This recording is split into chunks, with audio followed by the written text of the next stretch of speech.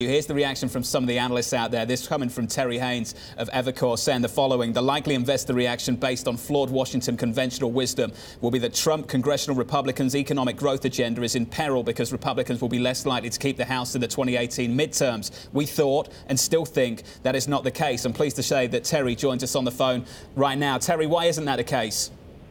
Well, it's not the case. Kevin's done a fine job summarizing some of the things that I've been saying about this race for a while. Politically, I think of this as a draw more than anything else. This district is a classic Reagan Democrat district. Republican voting, but with Democrat majority registration. And yet, in the last two elections in this congressional district, Democrats couldn't even put up a candidate against the prior incumbent. Connor Lamb ran a very smart campaign, and he's a very smart, engaging young guy. And you know, he's right. He is a Pennsylvania Democrat.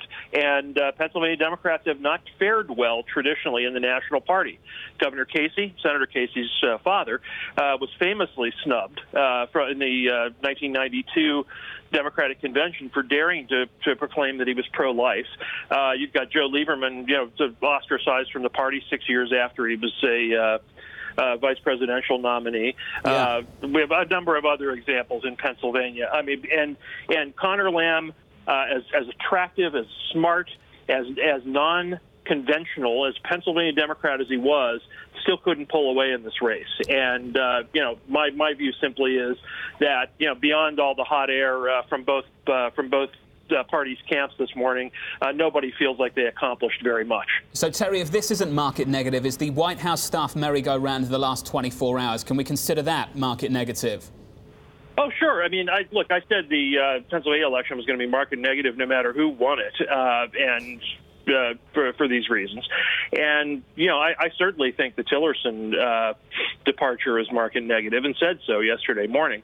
I think what you have here is really three issues with Tillerson. Firstly, the merry-go-round highlights Washington staff or White House staff instability, and the markets don't like instability out of Washington. Secondly, you can see the shift from Tillerson to Pompeo as another victory for trade hardliners, and I think that that feeds into the concerns about trade that we saw later in the afternoon with